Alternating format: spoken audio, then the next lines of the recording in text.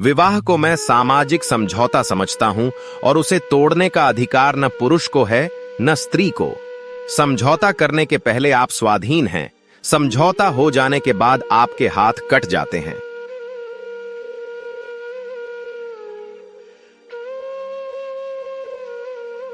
तो आप तलाक के विरोधी हैं, क्यों? पक्का। और मुक्त भोग वाला सिद्धांत वह उनके लिए है जो विवाह नहीं करना चाहते।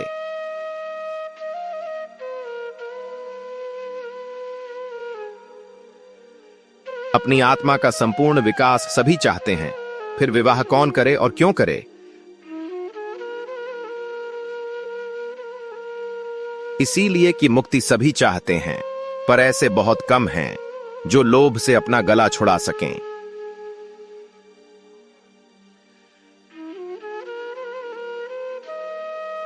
आप श्रेष्ठ किसे समझते हैं, विवाहित जीवन को या अविवाहित जीवन को?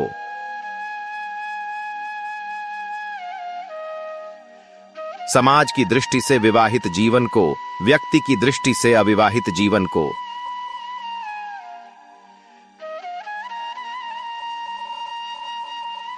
धनुष यज्ञ का अभिनय निकट था। 10 से 1 तक धनुष यज्ञ, 1 से 3 तक प्रहसन, यह प्रोग्राम था। भोजन की तैयारी शुरू हो गई। मेहमानों के लिए बांग्ले में रहने का अलग अलग प्रबंध था। खन्ना परिवार के लिए 2 कमरे रखे गए थे। और भी कितने ही मेहमान आ गए थे। सभी अपने अपने कमरे में गए और कपड़े बदल बदल कर भोजनालय में जमा हो गए। यहाँ छूत छात का कोई भेद न था। सभी जातियों और वर्णों के लोग साथ भोजन करने बैठे। केवल संपादक ओंकारनाथ सबसे अलग अपने कमरे में फलाहार करने गए और कामिनी खन्ना को सिरदर्द हो रहा था। उन्होंने भोजन करने से इनकार किया। भोजनालय में मेहमानों की संख्या 25 से कम न थी। शराब भी थी और मांस भी। इस उत्सव के लिए राय साहब अच्छी किस्म की शराब खास तौर पर मंगवाते थे। खींची जाती थी दवा के नाम से, पर होती थी खालिस शराब। मांस भी कई तरह के पकते थे, कोफ्ते, कबाब और पुलाव। मुर्गा, मुर्गियां, बकरा, हिरन, तीतर, मोर, जिसे जो पसंद हो वह खाए। भोजन शुरू हो गया तो मिस मालती ने पूछा, संपादक जी कहां रह गए? किसी को भेजो राय साहब, उन्हें पकड़ लाईं। आने। राय साहब ने कहा, वह वैष्णव हैं, उन्हें यहां बुलाकर क्यों बेचारे का धर्म नष्ट करोगी? बड़ा ही आचार निष्ठ आदमी है।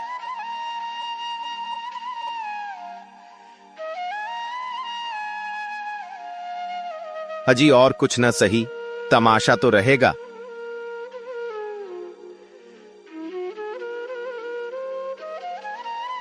सहसा एक सज्जन को देखकर उसने पुकारा, आप भी तशरीफ रखते हैं मिर्जा खुर्शीद, यह काम आपके सुपुर्द। आपकी लियाकत की परीक्षा हो जाएगी। अब से मिर्जा खुर्शीद गोरे चिट्टे आदमी थे। भूरी भूरी मूछें, नीली आंखें, दोहरी देह, चांद के बाल सफाचट, छकलियां अचकन और चूड़ीदार पाजामा पहने थे। ऊपर से हैट लगा लेते थे। काउंसिल के मेंबर थे, पर फलाहार समय खर्राटे लेते रहते थे। वोटिंग के समय चौंक पड़ते थे और नेशनलिस्टों की तरफ से वोट देते थे। सूफी मुसलमान थे। 2 बार हज कर आए थे, मगर शराब खूब पीते थे। कहते थे, जब हम खुदा का एक हुक्म भी कभी नहीं मानते तो दीन के लिए क्यों जान दें। बड़े दिल्लगीबाज, बेफिक्रे जीव थे। पहले बसरे में ठीके का कारोबार करते थे। लाखों कमाए, मगर शामत आई कि एक मेम से आशनाई कर बैठे। मुकदमेबाजी हुई। जेल जाते जाते बचे। 24 घंटे के अंदर मुल्क से निकल जाने का हुक्म हुआ। जो कुछ जहां था वहीं छोड़ा और सिर्फ 50,000 लेकर भाग खड़े हुए। बंबई में उनके एजेंट थे। सोचा था उनसे हिसाब किताब कर लें और जो कुछ निकलेगा उसी में जिंदगी काट देंगे, मगर एजेंटों ने जाल करके उनसे वह 50,000 भी ऐंठ लिए। निराश होकर वहां से लखनऊ चले। गाड़ी में एक महात्मा से साक्षात हुआ। महात्मा जी ने उन्हें सब्ज बाग दिखाकर उनकी घड़ी, अंगूठियां, रुपए सब उड़ा लिए। बेचारे लखनऊ पहुंचे तो देह के कपड़ों के सिवा कुछ न था।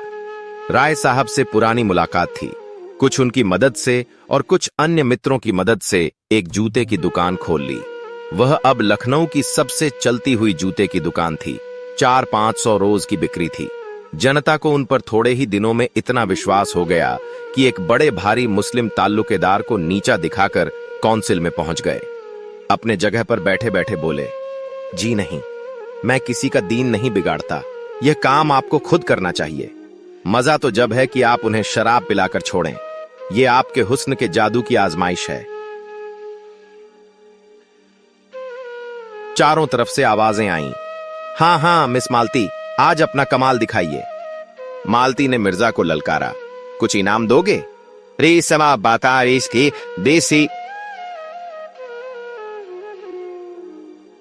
100 रुपए की एक थैली।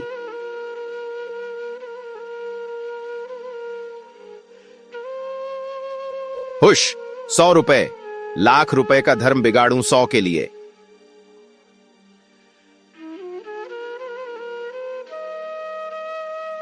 अच्छा, आप खुद अपनी फीस बताइए।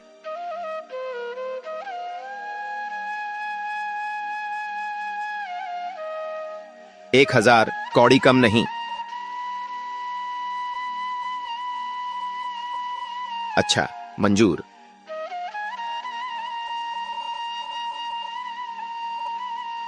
जी नहीं, लाकर मेहता जी के हाथ में रख दीजिए। मिर्जा जी ने तुरंत 100 रुपए का नोट जेब से निकाला और उसे दिखाते हुए खड़े होकर बोले, भाइयों, यह हम सब मर्दों की इज्जत का मामला है।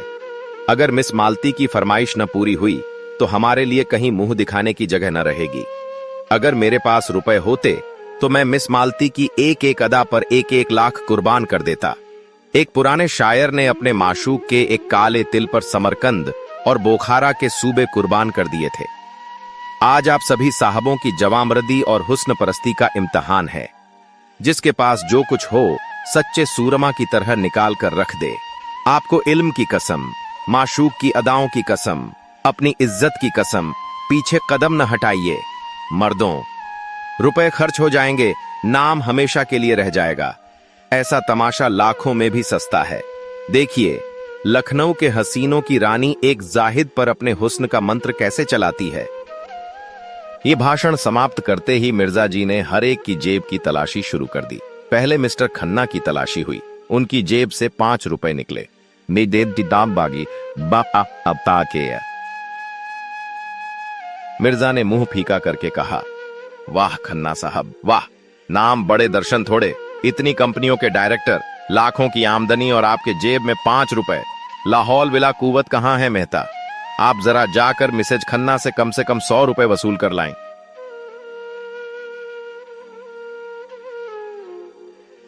खन्ना खिसिया कर बोले, अजी, उनके पास एक पैसा भी ना होगा। कौन जानता था कि यहां आप तलाशी लेना शुरू करेंगे।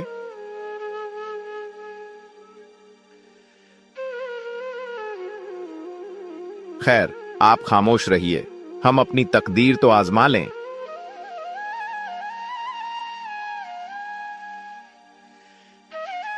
अच्छा, तो मैं जाकर उनसे पूछता हूं।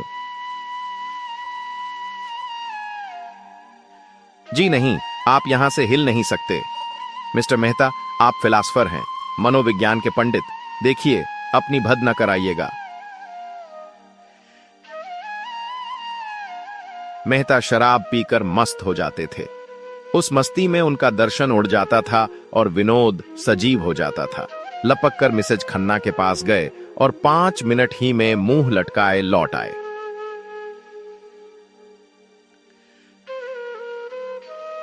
मिर्जा ने पूछा, अरे क्या खाली हाथ? राय साहब हंसे, काजी के घर चूहे भी सयाने। मिर्जा ने कहा, हो बड़े खुश नसीब खन्ना, खुदा की कसम।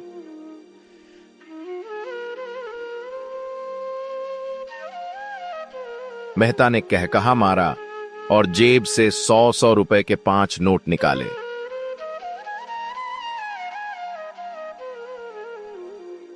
मिर्जा ने लपक कर उन्हें गले लगा लिया। चारों तरफ से आवाजें आने लगीं, कमाल है, मानता हूं उस्ताद, क्यों न हो, फिलासफर ही जो ठहरे।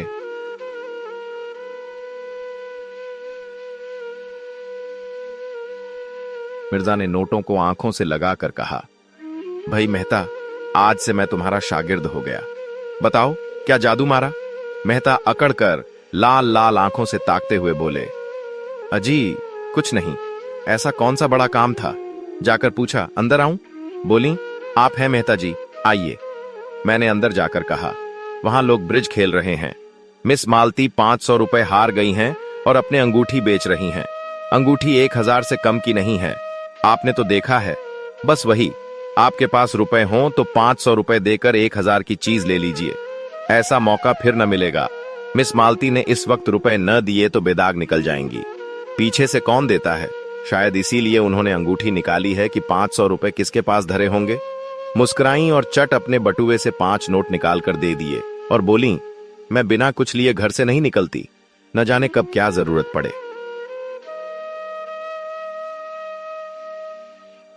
खन्ना खिसिया कर बोले, जब हमारे प्रोफेसरों का यह हाल है तो यूनिवर्सिटी का ईश्वर ही मालिक है।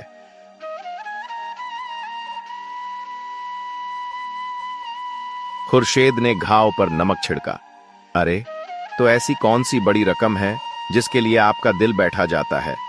खुदा झूठ न बुलवाए तो यह आपकी एक दिन की आमदनी है। समझ लीजिएगा, एक दिन बीमार पड़ गए और जाएगा भी तो मिस मालती ही के हाथ में। आपके दर्दे जिगर की दवा मिस मालती ही के पास तो है।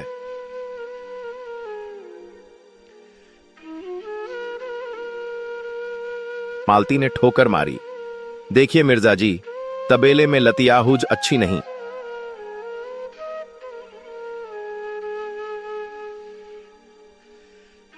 मिर्जा ने दुम हिलाई, कान पकड़ता हूं देवी जी।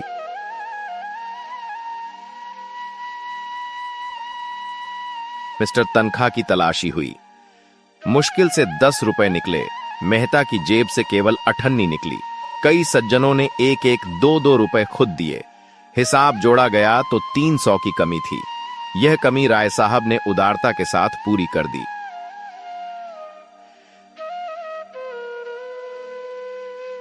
संपादक जी ने मेवे और फल खाए थे और जरा कमर सीधी कर रहे थे कि राय साहब ने जाकर कहा, आपको मिस मालती याद कर रही हैं। खुश होकर बोले, मिस मालती मुझे याद कर रही हैं, धन्य भाग। राय साहब के साथ ही हाल में आ विराजे।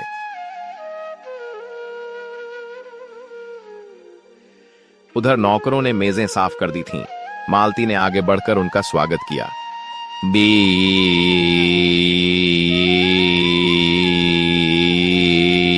संपादक जी ने नम्रता दिखाई, बैठिए, तकल्लुफ न कीजिए, मैं इतना बड़ा आदमी नहीं हूं।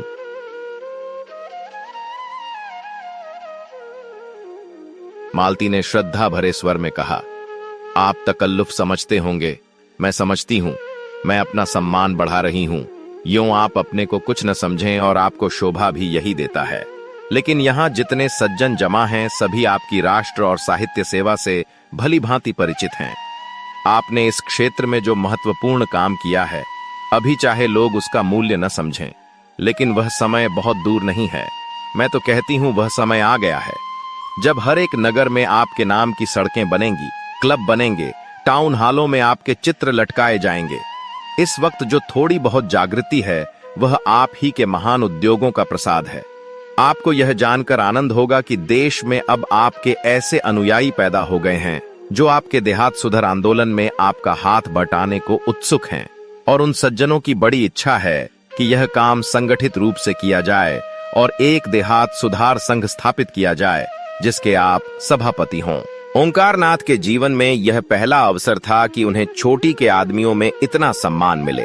यूं वह कभी कभी आम जलसों में बोलते थे और कई सभाओं के मंत्री और उपमंत्री भी थे, लेकिन शिक्षित समाज ने अब तक उनकी उपेक्षा ही की थी।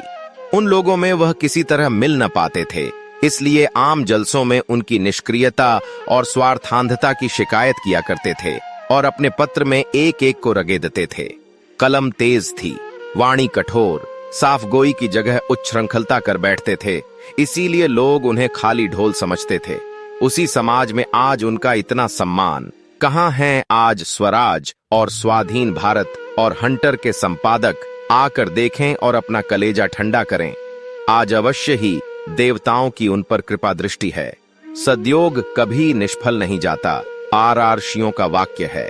वह स्वयं अपने नजरों में उठ गए, कृतज्ञता से पुलकित होकर बोले, देवी जी, आप तो मुझे कांटों में घसीट रही हैं। मैंने तो जनता की जो कुछ भी सेवा की अपना कर्तव्य समझकर की। मैं इस सम्मान को व्यक्ति का सम्मान नहीं, उस उद्देश्य का सम्मान समझ रहा हूं जिसके लिए मैंने अपना जीवन अर्पित कर दिया है। लेकिन मेरा नम्र निवेदन है कि प्रधान का पद किसी प्रभावशाली पुरुष को दिया जाए। मैं पदों में विश्वास नहीं रखता।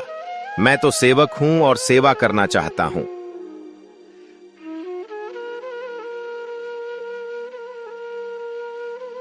मिस मालती इसे किसी तरह स्वीकार नहीं कर सकती। सभापति पंडित जी को बनना पड़ेगा। नगर में उसे ऐसा प्रभावशाली व्यक्ति दूसरा नहीं दिखाई देता, जिसकी कलम में जादू है, जिसकी जबान में जादू है, जिसके व्यक्तित्व में जादू है। वह कैसे कहता है कि वह प्रभावशाली नहीं है? वह जमाना गया जब धन और प्रभाव में मेल था। अब प्रतिभा और प्रभाव के मेल का युग है। संपादक जी को यह पद अवश्य स्वीकार करना पड़ेगा। मंत्री मिस मालती होंगी। इस सभा के लिए 1000 का चंदा भी हो गया है और अभी तो सारा शहर और प्रांत पड़ा हुआ है। 4-5 लाख मिल जाना मामूली बात है। बादशाह। ओंकारनाथ पर कुछ नशा सा चढ़ने लगा। उनके मन में जो एक प्रकार की फुरहरी सी उठ रही थी, उसने गंभीर उत्तरदायित्व का रूप धारण कर लिया। बोले, मगर यह आप समझ लें मिस मालती कि यह बड़ी जिम्मेदारी का काम है और आपको अपना बहुत समय देना पड़ेगा। मैं अपनी तरफ से आपको विश्वास दिलाता हूं कि आप सभा भवन में मुझे सबसे पहले मौजूद पाएंगी। ये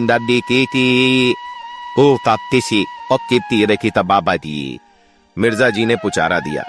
आपका बड़े से बड़ा दुश्मन भी यह नहीं कह सकता कि आप अपना कर्ज अदा करने में कभी किसी से पीछे रहे।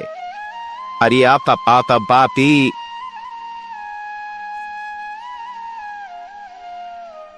मिस मालती ने देखा शराब कुछ कुछ असर करने लगी है, तो और भी गंभीर बनकर बोली, अगर हम लोग इस काम की महानता न समझते तो न यह सभा स्थापित होती और न आप इसके सभापति होते। हम किसी रईस या ताल्लुकेदार को सभापति बनाकर धन खूब बटोर सकते हैं और सेवा की आड़ में स्वार्थ सिद्ध कर सकते हैं, लेकिन यह हमारा उद्देश्य नहीं। हमारा एकमात्र उद्देश्य जनता की सेवा करना है और उसका सबसे बड़ा साधन आपका पत्र है। हमने निश्चय किया है कि हर एक नगर और गांव में उसका प्रचार किया जाए और जल्द से जल्द उसकी ग्राहक संख्या को 20,000 तक पहुंचा दिया जाए। प्रांत की सभी म्यूनिसिपैलिटियों और जिला बोर्डों के चेयरमैन हमारे मित्र हैं। कई चेयरमैन तो यहीं विराजमान हैं। अगर हर एक ने 500-500 प्रतियां भी ले लीं तो 25,000 प्रतियां तो आप यकीनी समझें। फिर राय साहब और मिर्जा साहब की यह सलाह है कि काउंसिल में इस विषय का एक प्रस्ताव रखा जाए कि प्रत्येक गांव के लिए बिजली की 1 प्रति सरकारी तौर पर मंगाई जाए या कुछ वार्षिक सहायता स्वीकार की जाए, और हमें पूरा विश्वास है कि यह प्रस्ताव पास हो जाएगा। ओंकारनाथ ने जैसे नशे में झूमते हुए कहा, हमें गवर्नर के पास डेपुटेशन ले जाना होगा।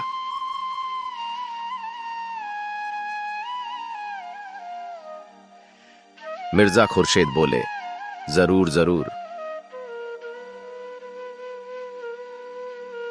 उनसे कहना होगा कि किसी सभ्य शासन के लिए यह कितनी लज्जा और कलंक की बात है कि ग्रामोत्थान का अकेला पत्र होने पर भी बिजली का अस्तित्व तक नहीं स्वीकार किया जाता।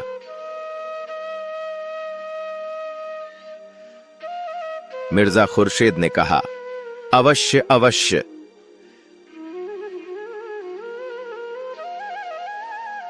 मैं गर्व नहीं करता, अभी गर्व करने का समय नहीं आया, लेकिन मुझे इसका दावा है कि ग्राम्य संगठन के लिए बिजली ने जितना उद्योग किया है,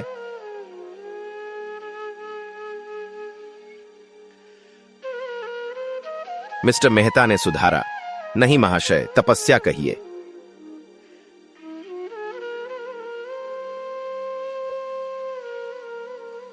मैं मिस्टर मेहता को धन्यवाद देता हूं। हाँ, इसे तपस्या ही कहना चाहिए। बड़ी कठोर तपस्या। बिजली ने जो तपस्या की है वह इस प्रांत के ही नहीं, इस राष्ट्र के इतिहास में अभूतपूर्व है। अपामा पम की मिर्जा खुर्शीद बोले, जरूर जरूर। मिस मालती ने एक पेग और दिया। हमारे संघ ने यह निश्चय भी किया है कि काउंसिल में अब की जो जगह खाली हो उसके लिए आपको उम्मीदवार खड़ा किया जाए। आपको केवल अपनी स्वीकृति देनी होगी, शेष सारा काम लोग कर लेंगे। आपको न खर्च से मतलब, न प्रोपेगेंडा, न दौड़ धूप से।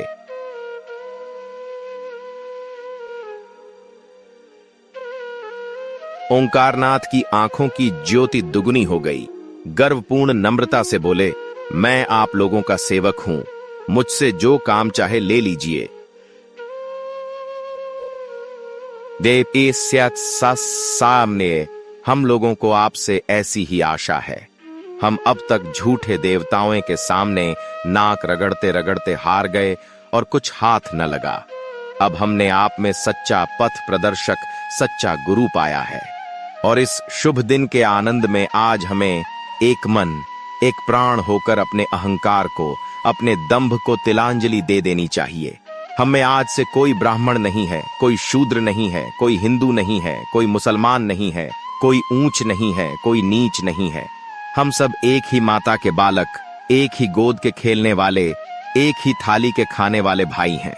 जो लोग भेदभाव में विश्वास रखते हैं, जो लोग पृथकता और कट्टरता के उपासक हैं, उनके लिए हमारी सभा में स्थान नहीं है। जिस सभा के सभापति पूज्य ओंकारनाथ जैसे विशाल हृदय व्यक्ति हों, उस सभा में ऊंच नीच का, खान पान का और जाति पाति का भेद नहीं हो सकता। जो महानुभाव एकता में और राष्ट्रीयता में विश्वास न रखते हों, वे कृपा करके यहां से उठ जाएं।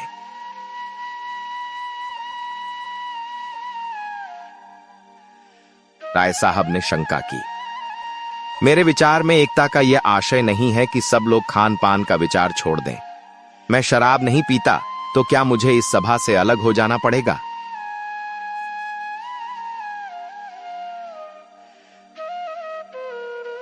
मालती ने निर्मम स्वर में कहा, बेशक अलग हो जाना पड़ेगा। आप इस संघ में रहकर किसी तरह का भेद नहीं रख सकते।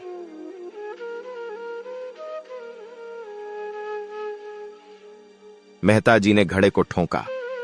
मुझे संदेह है कि हमारे सभापति जी स्वयं खान पान की एकता में विश्वास नहीं रखते हैं। ओंकारनाथ का चेहरा जर्द पड़ गया।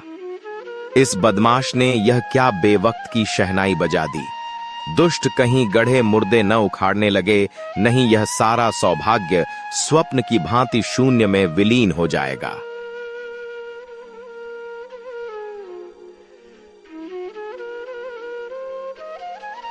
मिस मालती ने उनके मुंह की ओर जिज्ञासा की दृष्टि से देखकर दृढ़ता से कहा, आपका संदेह निराधार है मेहता महोदय। क्या आप समझते हैं कि राष्ट्र की एकता का ऐसा अनन्य उपासक, ऐसा उदार चेता पुरुष, ऐसा रसिक कवि इस निरर्थक और लज्जाजनक भेद को मान्य समझेगा? ऐसी शंका करना उसकी राष्ट्रीयता का अपमान करना है।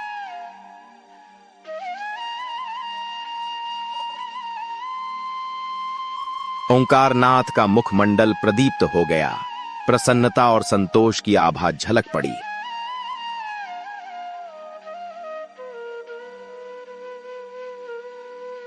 मालती ने उसी स्वर में कहा, और इससे भी अधिक उनकी पुरुष भावना का। एक रमणी के हाथों से शराब का प्याला पाकर वह कौन भद्र पुरुष होगा जो इनकार कर दे?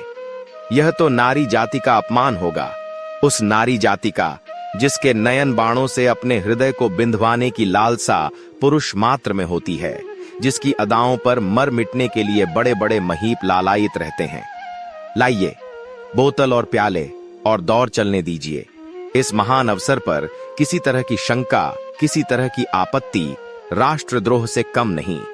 पहले हम अपने सभापति की सेहत का जाम पिएंगे। बर्फ, शराब और सोडा पहले ही से तैयार था।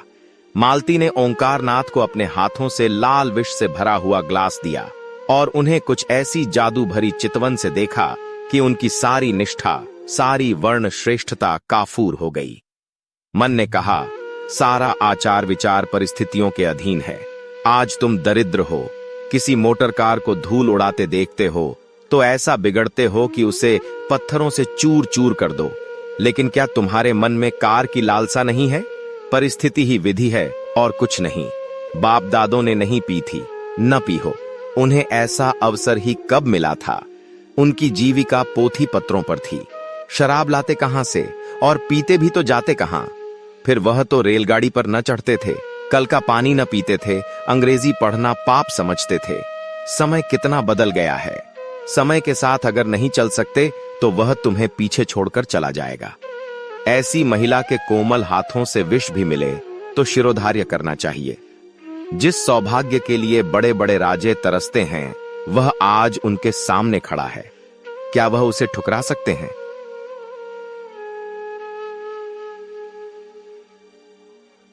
उन्होंने ग्लास ले लिया और सिर झुकाकर अपनी कृतज्ञता दिखाते हुए एक ही सांस में पी गए।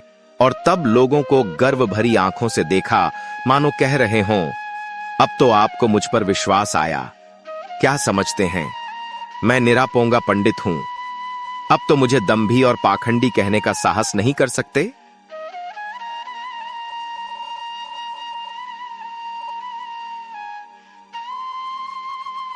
हाल में ऐसा शोरगुल मचा कि कुछ न पूछो, जैसे पिटारे में बंद कह कहे निकल पड़े हों।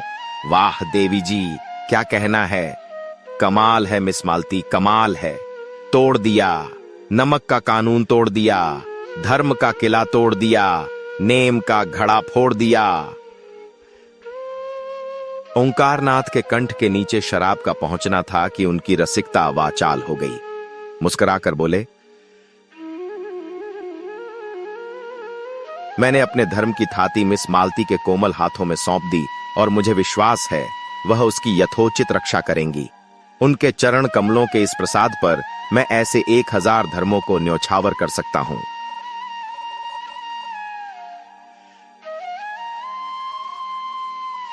कह कहों से हाल गूंज उठा। संपादक जी का चेहरा फूल उठा था, आंखें झुकी पड़ती थीं। दूसरा ग्लास भरकर बोले, यह मिल मालती की सेहत का जाम है। आप लोग पिएं और उन्हें आशीर्वाद दें।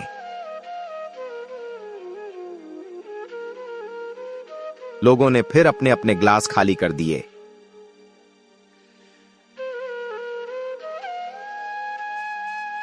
उसी वक्त मिर्जा खुर्शेद ने एक माला लाकर संपादक जी के गले में डाल दी और बोले, सज्जनों, फिदवी ने अभी अपने पूज्य सदर साहब की शान में एक कसीदा कहा है। आप लोगों की इजाजत हो तो सुनाऊं? आले।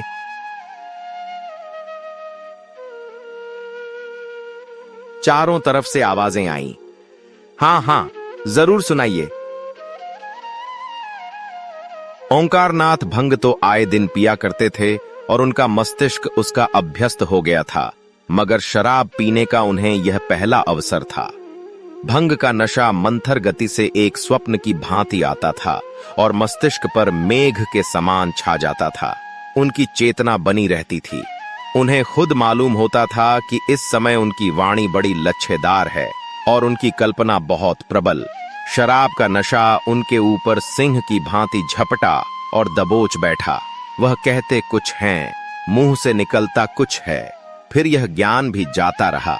वह क्या कहते हैं और क्या करते हैं, इसकी सुधि ही न रही। यह स्वप्न का रोमानी वैचित्र्य न था, जागृति का वह चक्कर था जिसमें साकार निराकार हो जाता है। न जाने कैसे उनके मस्तिष्क में यह कल्पना जाग उठी कि कसीदा पढ़ना कोई बड़ा अनुचित काम है। मेज पर हाथ पटक कर बोले, नहीं, कदापि नहीं, यहां कोई कसीदा नहीं होगा, नहीं होगा। हम सभापति हैं, हमारा हुक्म है। हम अभी इस सब को तोड़ सकते हैं, अभी तोड़ सकते हैं, सभी को निकाल सकते हैं। कोई हमारा कुछ नहीं कर सकता। हम सभापति हैं, कोई दूसरा सभापति नहीं है।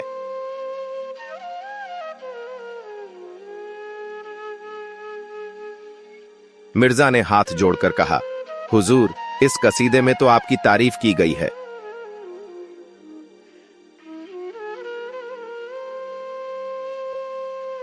संपादक जी ने लाल पर ज्योतिहीन नेत्रों से देखा। तुम हमारी तारीफ क्यों की? क्यों की? बोलो, क्यों हमारी तारीफ की? हम किसी का नौकर नहीं है, किसी के बाप का नौकर नहीं है, किसी साले का दिया नहीं खाते। हम खुद संपादक है, हम बिजली का संपादक है, हम उसमें सबका तारीफ करेगा। देवी जी, हम तुम्हारा तारीफ नहीं करेगा। हम कोई बड़ा आदमी नहीं है, हम सबका गुलाम है, हम आपका चरण रज है। मालती देवी हमारी लक्ष्मी, हमारी सरस्वती, हमारी राधा।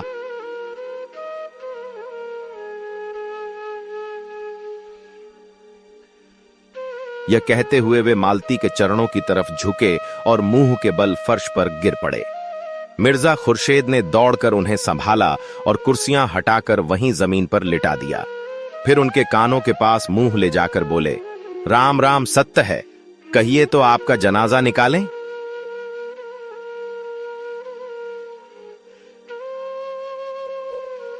राय साहब ने कहा, कल देखना कितना बिगड़ता है, एक एक को अपने पत्र में रगे देगा और ऐसा रगे देगा कि आप भी याद करेंगे। एक ही दुष्ट है, किसी पर दया नहीं करता, लिखने में तो अपना जोड़ नहीं रखता। ऐसा गधा आदमी कैसे इतना अच्छा लिखता है, यह रहस्य है। कई आदमियों ने संपादक जी को उठाया और ले जाकर उनके कमरे में लिटा दिया। उधर पंडाल में धनुष यज्ञ हो रहा था। कई बार इन लोगों को बुलाने के लिए आदमी आ चुके थे। कई हुक्काम भी पंडाल में आ पहुंचे थे। लोग उधर जाने को तैयार हो रहे थे कि सहसा एक अफगान आकर खड़ा हो गया। गोरा रंग, बड़ी बड़ी मूंछें, ऊंचा कद, चौड़ा सीना, आंखों में निर्भयता का उन्माद भरा हुआ, ढीला नीचा कुर्ता, पैरों में शलवार, जरी के काम की सदरी, सिर पर पगड़ी और कुलाह, कंधों में चमड़े का बेग लटकाए, कंधों पर बंदूक रखे और कमर में तलवार बांधे न जाने किधर से आ खड़ा हो गया और गरज कर बोला, खबरदार, कोई यहां से मत जाओ, हमारा साथ का आदमी पर डाका पड़ा है। यहाँ का जो सरदार है वह हमारा आदमी को लूट लिया है, उसका माल तुमको देना होगा, एक एक कौड़ी देना होगा। कहां है सरदार, उसको बुलाओ। राय साहब ने सामने आकर क्रोध भरे स्वर में कहा, कैसी लूट, कैसा डाका, यह तुम लोगों का काम है, यहां कोई किसी को नहीं लूटता। साफ साफ कहो, क्या मामला है?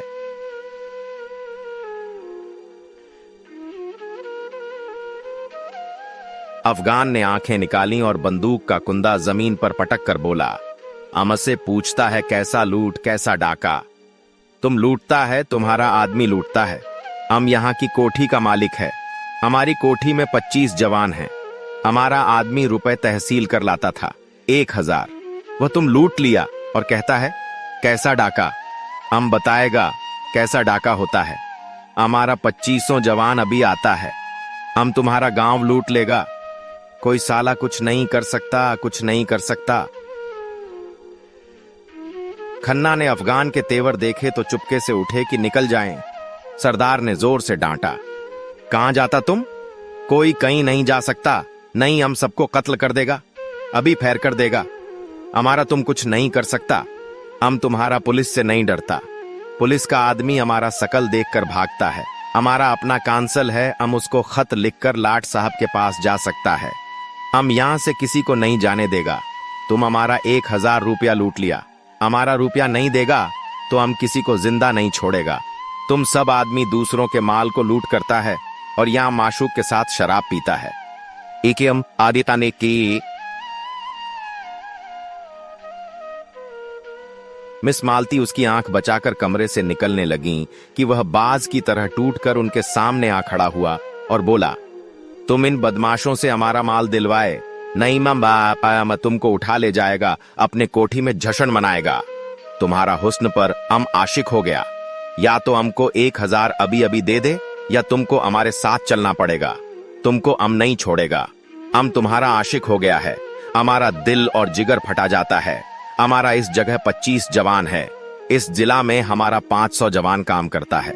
हम अपने कबीले का खान है, हमारे कबीला में 10,000 सिपाही हैं। हम काबुल के अमीर से लड़ सकता है। अंग्रेज सरकार हमको 20,000 सालाना खिराज देता है। अगर तुम हमारा रुपया नहीं देगा तो हम गांव लूट लेगा और तुम्हारा माशूक को उठा ले जाएगा। खून करने में हमको लुत्फ आता है, हम खून का दरिया बहा देगा। मजलिस पर आतंक छा गया।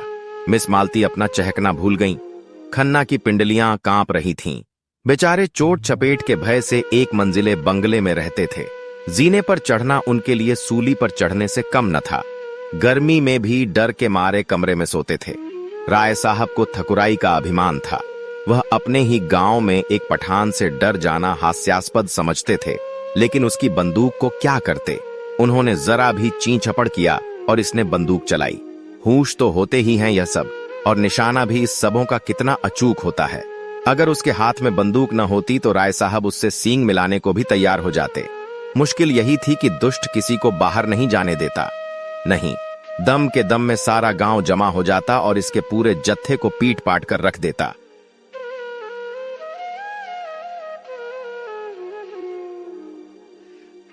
आखिर उन्होंने दिल मजबूत किया और जान पर खेल कर बोले, हमने आपसे कह दिया कि हम चोर डाकू नहीं हैं। मैं यहाँ की काउंसिल का मेंबर हूँ और यह देवी जी लखनऊ की सुप्रसिद्ध डॉक्टर हैं। यहाँ सभी शरीफ और इज्जतदार लोग जमा हैं। हमें बिल्कुल खबर नहीं आपके आदमियों को किसने लूटा। आप जाकर थाने में रपट कीजिए। खान ने जमीन पर पैर पटका, पैंतरे बदले और बंदूक को कंधों से उतारकर हाथ में लेता हुआ दहाड़ा। मत बकबक करो। काउंसिल का मेंबर को आम इस तरह पैरों से कुचल देता है, जमीन पर पांव रगड़ता है। हमारा हाथ मजबूत है, हमारा दिल मजबूत है। हम खुदा ताला के सिवा और किसी से नहीं डरता। तुम हमारा रुपया नहीं देगा तो राय साहब की तरफ इशारा कर अभी तुमको कत्ल कर देगा। अपने तरफ बंदूक की दोनाली देखकर राय साहब झुककर मेज के बराबर आ गए। अजीब मुसीबत में जान फंसी थी। शैतान बरबस कहे जाता है, तुमने हमारे रुपए लूट लिए। न कुछ सुनता है, न कुछ समझता है, न किसी को बाहर आने जाने देता है। नौकर चाकर, सिपाही प्यादे सब धनुष यज्ञ देखने में मग्न थे। जमींदारों के नौकर यों भी आलसी और कामचोर होते हैं। जब तक 10 दफे न पुकारा जाता बोलते ही नहीं, और इस वक्त तो वे एक शुभ काम में लग हुए थे। धनुष यज्ञ उनके लिए केवल तमाशा नहीं, भगवान की लीला थी। अगर एक आदमी भी इधर आ जाता तो सिपाहियों को खबर हो जाती और दम भर में खान का सारा खानपन निकल जाता। दाढ़ी के एक एक बाल नुच जाते। कितना गुस्सेवर है।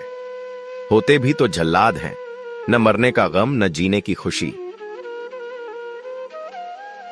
मिर्जा साहब से अंग्रेजी में बोले, अब क्या करना चाहिए? मिर्जा साहब ने चकित नेत्रों से देखा। क्या बताऊं, कुछ अक्ल काम नहीं करती। मैं आज अपना पिस्तौल घर ही छोड़ आया, नहीं मजा चखा देता।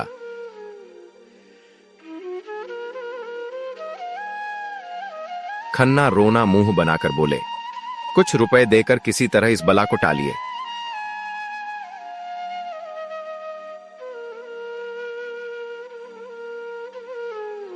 राय साहब ने मालती की ओर देखा। देवी जी, अब आपकी क्या सलाह है?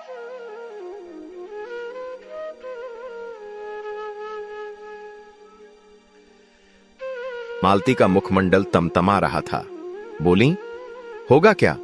मेरी इतनी बेइज्जती हो रही है और आप लोग बैठे देख रहे हैं। 20 मर्दों के होते एक उजड्ड पठान मेरी इतनी दुर्गति कर रहा है और आप लोगों के खून में जरा भी गर्मी नहीं आती। आपको जान इतनी प्यारी है, क्यों एक आदमी बाहर जाकर शोर नहीं मचाता? क्यों आप लोग उस पर झपट कर उसके हाथ से बंदूक नहीं छीन लेते? बंदूक ही तो चलाएगा, चलाने दो। 1 या 2 की जान ही तो जाएगी, जाने दो। मगर देवी जी मर जाने को जितना आसान समझती थीं, और लोग न समझते थे।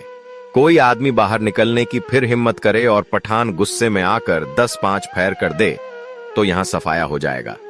बहुत होगा, पुलिस उसे फांसी सजा दे देगी। वह भी क्या ठीक, एक बड़े कबीले का सरदार है, उसे फांसी देते हुए सरकार भी सोच विचार करेगी। ऊपर से दबाव पड़ेगा। राजनीति के सामने न्याय को कौन पूछता है? हमारे ऊपर उलटे मुकदमे दायर हो जाएं और दंडकारी पुलिस बिठा दी जाए तो आश्चर्य नहीं। कितने मजे से हंसी मजाक हो रहा था। अब तक ड्रामा का आनंद उठाते होते इस शैतान ने आकर एक नई विपत्ति खड़ी कर दी। और ऐसा जान पड़ता है बिना 2-1 खून किए मानेगा भी नहीं। और सॉरी कौमा। खन्ना ने मालती को फटकारा। देवी जी, आप तो हमें ऐसा लताड़ रही हैं मानो अपने प्राण रक्षा करना कोई पाप है। प्राण का मोह प्राणी मात्र में होता है, और हम लोगों में भी हो तो कोई लज्जा की बात नहीं। आप हमारी जान इतनी सस्ती समझती हैं, यह देखकर मुझे खेद होता है। 1000 का ही तो मुआमला है, आपके पास मुफ्त के 1000 हैं, उसे देकर क्यों नहीं विदा कर देती? आप खुद अपने बेइज्जती करा रही हैं, इसमें हमारा क्या दोष? आता राय साहब ने गर्म होकर कहा, अगर इसने देवी जी को हाथ लगाया तो चाहे मेरी लाश यहीं तड़पने लगे, मैं उससे भिड़ जाऊंगा। आखिर वह भी आदमी ही तो है।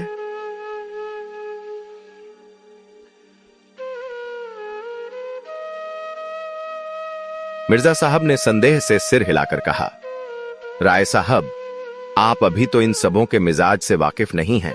यह फैर करना शुरू करेगा तो फिर किसी को जिंदा न छोड़ेगा। इनका निशाना बेख्ता होता है।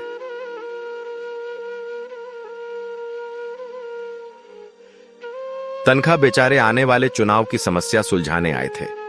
10-5 हजार का वारा न्यारा करके घर जाने का स्वप्न देख रहे थे। यहां जीवन ही संकट में पड़ गया। बोले, सबसे सरल उपाय वही है जो अभी खन्ना जी ने बतलाया। 1000 की ही बात और रुपए मौजूद हैं, तो आप लोग क्यों इतना सोच विचार कर रहे हैं?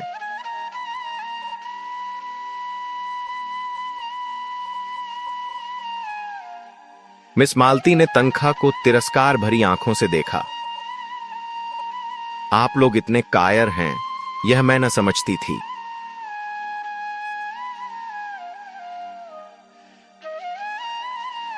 मैं भी यह न समझता था कि आपको रुपए इतने प्यारे हैं, और वह भी मुफ्त के।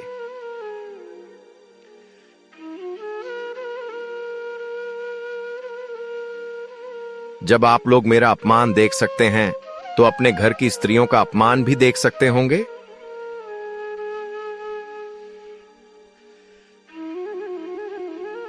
तो आप भी पैसे के लिए अपने घर के पुरुषों को होम करने में संकोच न करेंगी।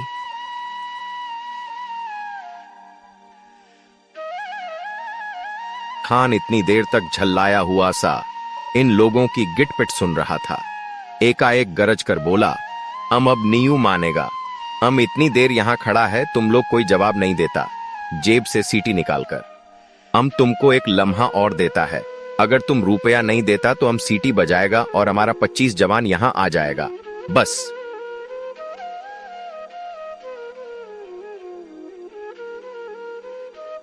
फिर आंखों में प्रेम की ज्वाला भरकर उसने मिस मालती को देखा। तुम हमारे साथ चलेगा दिलदार? हम तुम्हारे ऊपर फिदा हो जाएगा, अपना जान तुम्हारे कदमों पर रख देगा।